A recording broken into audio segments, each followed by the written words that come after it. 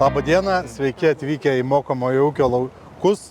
Svečiuose turim mokslininkės, kurios mums padės įvertinti situaciją ir suplanuoti ateinančius darbus. Tai suplanuoti augalų apsaugos produktų naudojimus, augalų reguliavimą, fungicidus, tręšimus, žodžiu viską. Tai einam į laukus ir bandom pažiūrėti, ką turim, kokie mūsų augalai, stiprus, silpni, kokia situacija yra šiai dienai mokomajame ūkyje.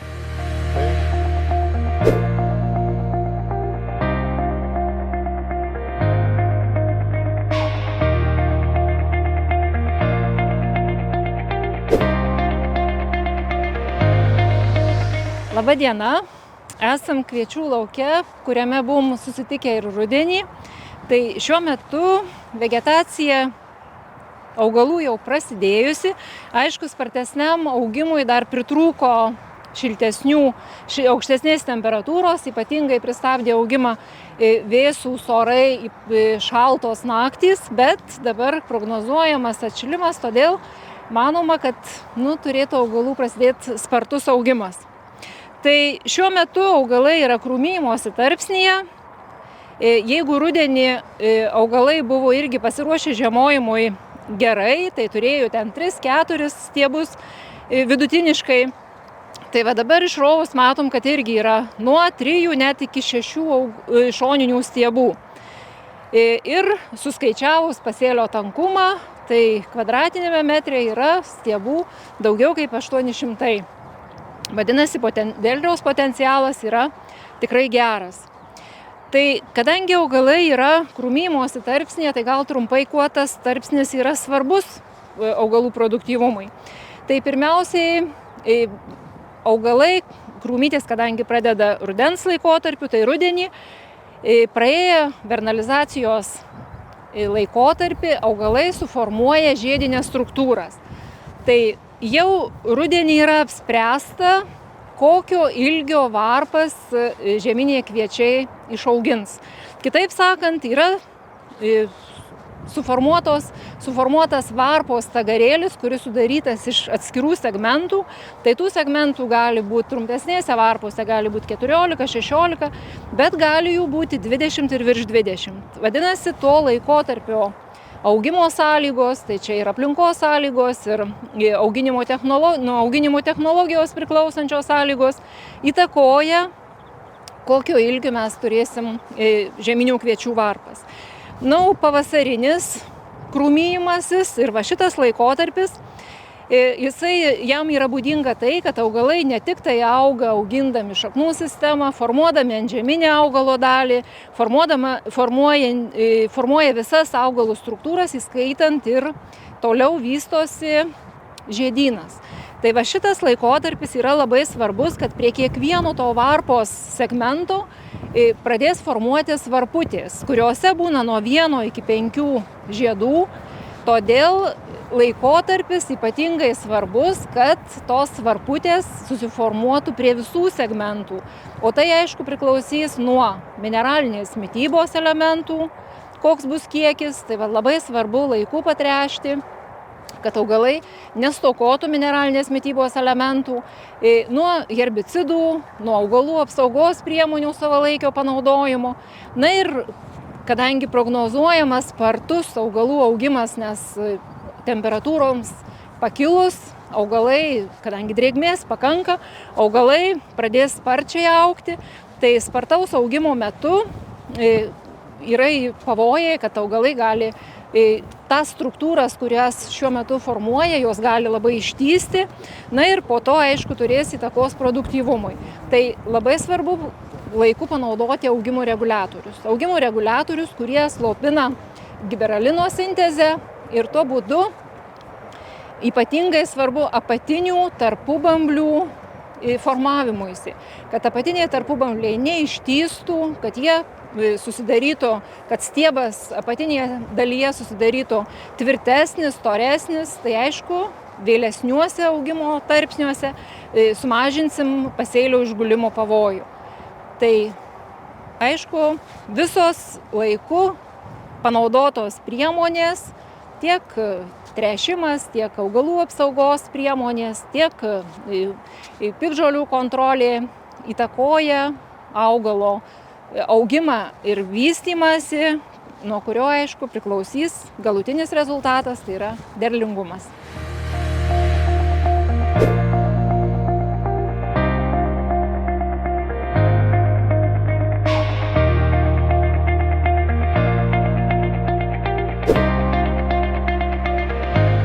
Labadiena, šiandieną esame rapsų laukuose, nors kovo pabaiga, tačiau matom, kad jau rapsų vegetacija yra prasidėjus.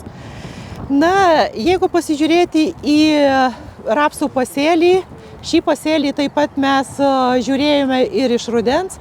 Na, aišku, labai skyrėsi vaizdas iš rudens, ten, kur buvo taikyta juostinė sėja, mes matėm labai dar daug pabirų, kurios buvo pageltusios, tačiau nesunykusios. Tuo tarpu artoje dirvoje buvo pabirų labai nedaug, arba galima būtų sakyti, kad jų iš viso nebuvo. Na ir matėm tą labai akivaizdų skirtumą. Šiuo metu galima būtų piktžolėtumą, jeigu kalbėti apie pasėlio piktžolėtumą, būtų galima vertinti, kad tikrai buvo labai gerai sukontroliuotos piktžolės iš rudens. Nes kiek pasivaikščiojom po lauką, matosi viena kita likusi dirvinė, likusi Veronika viena kita, kai kur vienas kitas žliugės augaliukas, tačiau nėra masiškai, kad matytumėm išlikusių piktžolių.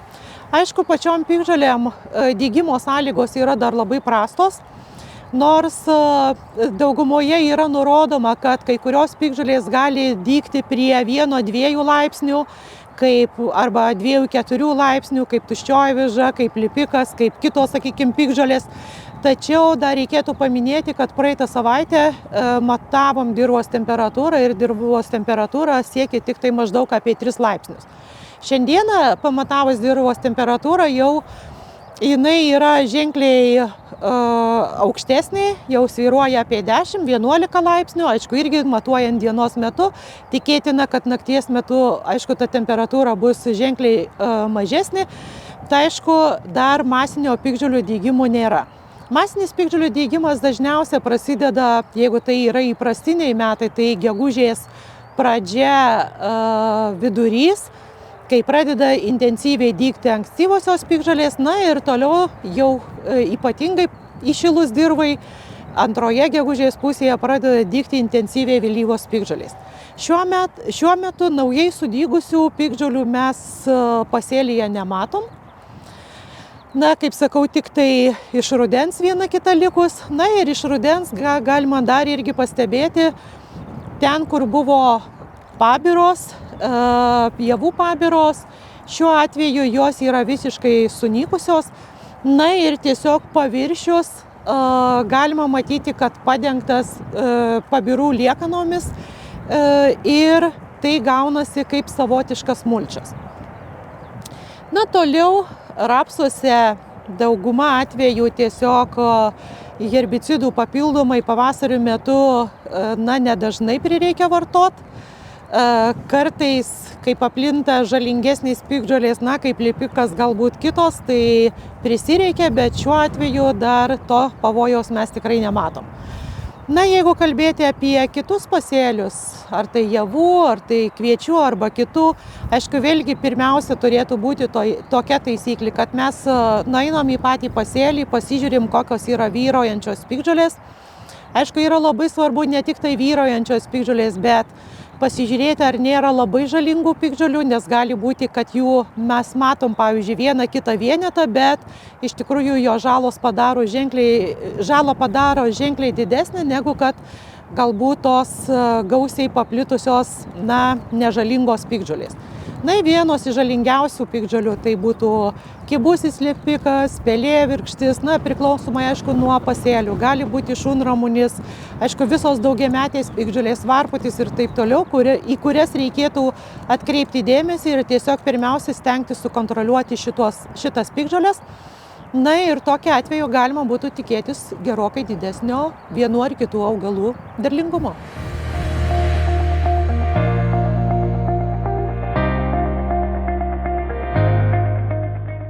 Sveiki, profesoriau. Buvom susimatę rudenį, atėjo pavasaris, na ir ką, vėl tam pačiam lauke rapso. Taip, malonu, Dovydai, esam tam pačiam rapsų lauke, kur yra vykdomas rapsų hybrido eksperimentas. Šiek tiek apie tai kalbėjom rudenį. Džiugu, kad pavasaris šis ankstyvas ir matom, kad pasėlis išliko. Jeigu taip vertinant konkrečiau, tai hibridiniai rapsai žiemojo 98%, tai labai gerai.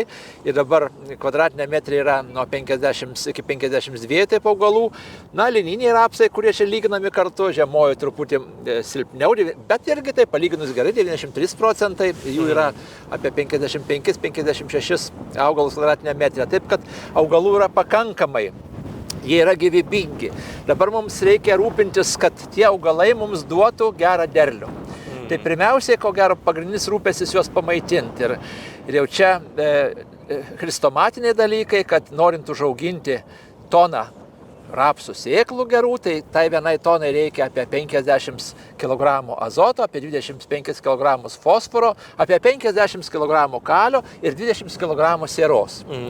Tai pagrindinis fosforo ir kalio maitinimas, aišku, buvo iš rudens, bet tie ūkininkai, kurie nespėjo tą padaryti, galėjo šiemet anksti važiuoti dirbą ir kompleksiniam trąšom patręšti dar pavasarį, tai šiek tiek įsisavina kalio, na, dar mažiau fosforo, paima iš kompleksinio azoto, bet paskui startinė situacija, aišku, buvo su amonio salietra, kaip ir čia padaryta, ir šiai dienai jau atiduota 90 kg gryno azoto kartu su kompleksiniam trąšom, kartu su amonio salietra ir taip pat jau patręšta ir amonio sulfato. Amonio sulfatas yra reikalinga be abejo žydėjimo metu rapsam, bet jis veikia lėtai. Ir dabar patręšus, aišku, žydėjimo metu kaip tik tai pradeda įsisavinti. Tai toks pamaitinimas, aišku, užtikrina tokį stabilų rapsų derlingumą. Vidutinį tokį stabilų derlingumą, kuris užprogramuotas kiekvienos rapsų veislės genuose. Be abejo, norint gauti maksimalų derlių, reikia labiau rūpintis augalų pamaitinimu. Žinant, kad dabar jie yra maždaug, baigėsi 4 organogenesis tarpsnis, prasideda 5, tuoj pat 6, reiškia baigėsi skrotelė formuoti ir formuojasi generatyviniai organai, žiedynų užuomazgos ir čia, jeigu rapsai bus pamaitinti tinkamai ir turės pakankamai maisto medžiagų, tada tos užuomazgos visos bus gyvybingos ir jos, reiškia, suformuos, reiškia, žiedynus ir sėklas. Tai šiuo metu, kada dar šaknis pilnai nedirba, taip, tai labai pageidautina juos dar pamaitinti ir per lapus. Tuo labiau, kad šiomis dienomis jau aktualu mums kontroliuoti ir stiebinių paslėptas straublio suaugėlius. Jų yra jau dabar lauke. Tai mes kaip tik šiandien ir atlikom čia purškimą visose veislėse kartu su insekticidu ir pamaitinom huminų rūgštim, mikroelementais, taip, ypač trąšom skistom, kurių sudėty yra fosforo, nes fosforas sunkiau įsisavina. Tai toks pamaitinimas per lapus labai šituo momentu yra dėkingas. Vėliau rapsų šaknis tvirtės ir jos paims tas maisto medžiagas, tuoj prasidės stiebo augimas, taip, ir reikės jau atiduoti likusi azotą iki pat pabaigos. Ir mūsų praktika rodo ir mūsų tyrimai atlikti bandymų stotyje kalba apie tai, kad efektinga, kada azoto duodam nuo 180 iki 200 kilogramų hektarui, tada derlius patikimai didėja, o po 200 jau jis didėja nepatikimai ir dažniausiai tai suvėlina rapsų pjūtį, pasėlis bręsta ilgiau ir tokia norma dabar kaip tik tai vidutinį ir nusistovėjo. Be abejo, reikia neužmiršti, kad tuo maitinimu reikia rūpintis ir ateityje, kadangi derlingumą tai sudaro derlingumo elementai ir derlingumo sąlygos. Derlingumo elementai tai yra tos trąšos, kurias mes duodam, bet sąlygos tai yra aplinkos sąlygos, dirvožemio sąlygos ir gali būti sausra, gali būti nepalankios sąlygos ir augalai neįsisavins tų maisto medžiagų. Tai tą tręšimą per lapus, aišku, reiktų neužmiršti ateityje. Žinant dar, kad rapsai didelę dalį fotosintezės vykdo jau suformavus ankštarom, tai tada ir karbamido trešiami ir taip toliau. Tai kokią aš darau išvadą? Kadangi augalų yra daugiau negu pakankamai, 50 augalų tai jau daugiau negu pakankamai, labai vežlus pasėlis, tai tuo maitinimu reikia labai rūpintis nuolat, kad užaugint potencialiai, reiškia, gerą derlių, kad visos sėklos ankštaruose būtų sunokusios iki pat pabaigos. Toliau, žiūrint tą auginimo abėcėlę nuo šios dienos situacijos iki derliaus, reikia neužmiršti kitas augalų apsaugos priemonės. Kai kurių ūkininkų laukuose pas mus, aišku, tai neaktualu, pasimato viena kita usnis, reiškia, arba pienė. Tai dabar dar pats laikas būtų lontrelo arba ko nors kitu, aš jau nenoriu reklamuoti labai, bet yra herbicidų, kurie dar tuos dalykus gali sukontroliuoti, kas buvo nepadaryta iš rudens. Va. O toliau reikia kenkėjų kontrolę. Neužmiršti. Kaip sakiau, labai aktualus stiebinis paslėptas straublis, kurios augalė jau dabar skraido. Ir vat kaip tik tai šiandien mes jau juos ir nupurškėm. Tai toliau sekantis purškimas bus, kada pradės augti stiebas. Tada mūsų tikslas koks yra? Jeigu aukštaūgiai rapsai, tai šiek tiek stabilizuoti stiebo augimą. Reiškia nupurkšti fungicidų, nepilną normą, kaip augimo reguliatoriumi. Bet vėl pridėti truputį insekticido, nes tie stiebiniai paslėptas straubliai dar veikia ir kai kurios jau spės sudėti kiaušinėlius ir stiebo pradžioje jau įsirita pirmosios lervutės. Toliau toks pats pagrindinis purškimas, kada pasidaro gelsvas pasėlys, botonai susiformuoja, bet dar nežydė augalai, tada jau mes kontroliuojam paslėptą straublį, kuris jau yra stiebe, jo lervas ir purškiam žodžiu insekticidų. Labai gaila, kad šiuo metu nėra tokio prailginto veikimo insekticidų. Toks yra asortimentas. Todėl ta kontrolė to stiebinio paslėpta straublio, jinai kuo toliau, tuo aktualesnė. Kada buvo prailginto sisteminio veikimo insekticidai, tai būdavo paprasčiau, prie žydėjimą nupurškiai ir jisai būdavo sukontroliuojamas. Tai toliau reiškia, kada jau vidury žydėjimo, antrą pusę žydėjimo, mes purškiam fungicidų, taip pat pridėdami pilną normą fungicidų, kad sukontroliuot alternariozę, bet ne jinai dabar svarbiausia, o svarbiausia sklerotinija, tai ten pagrindinis mūsų toks šūvis ir į tą 10-tuką, kad sklerotinija sukontroliuot be abejo ir alternariozės yra pasireiškimų, nors šiuo metu nėra taip labai aktualu. Taip. Ir dar pridedam vėl reiškia insekticidų, kad ankštarinį paslėptą straublį jau mes sumažintume jo poveikį. Tai va. Nu, kitas dalykas, labai aktualu dabar verticiliozė. Visgi jau Lietuvos laukuose verticiliozė išplito. Ir čia problema nėra tokia paprasta, kadangi, reiškia, sukėlėjai, grybai gyvena ir yra gyvybingi 14-15 metų dirvožėme, tai jokia sėjomaina to negali mums padėti padaryti. Kodėl taip atsitiko? Todėl, kad mūsų sėjomenus arba pasėlių struktūra pasidarė perdėm specializuota. Labai daug santykinai rapsų auginam, kviečių auginam, mažai daugiamečių žolių ir taip pat paskatino to, reiškia, mūsų patogeno apsigyvenimą. Tai kokią išeitį mes galim turėti? Mes turim vis tiek rūpintis dirvožėmio gyvybingumu. Yra pastebėta, kuo gyvybingesnis dirvožėmis, kuo jo biologinis aktyvumas yra didesnis, taip, tuo antagonistiškai labiau veikia į verticiliozės patogenus. Ir kada mes purškiam insekticidus, fungicidus, visuomet neužmirškim dar ir tokių biologiškai aktyvių medžiagų pridėti. Kad ir dabar yra aminų rūgštis, huminų rūgštis, kurios purškiant, ypač dabar kartu su pirmais tais purškimais jos pagyvintų dirvožėmį ir padarytų į gyvybingą visos vegetacijos metu. Tada verticiliozės tas pasireiškimas būtų mažesnis. Čia mes, žinot, dabar ieškom tokių priemonių, kad kitos išeities nėra. Kada buvo gyvulininkystė pati vedančioji šaka ir buvo daugiamečių žolių pakankamai, dirvožėmėse tai buvo pakankamai gyvybingas, jo buvo daugiau organikos. Na dabar, kada nueita į tokią specializaciją augalininkystės, tos problemas atsiranda ir niekur nuo jų nesidėsi. Tai reikia rūpintis ir tom priemonėm biologiškai, kaip biologiškai aktyvinti tą dirvožemį, kad ta verticiliozė kuo mažiau išplystų. Tai va, tai tokia, mes prabėgom taip labai lakoniškai per tą visą abėcėlę iki pat derliaus nuėmimo ir aš manau, kad reiktų visuomet prisiminti, kad rapsai labai nemėgsta agrotechnikos klaidų. Tai turim padaryti viską tuo laiku, kada reikia ir panaudotas priemonės, kokias reikia ir tada mes sulauksim iš to vešlaus pasėlio ir gero derliaus, ko aš ir jums linkiu. Stebėsim derlių.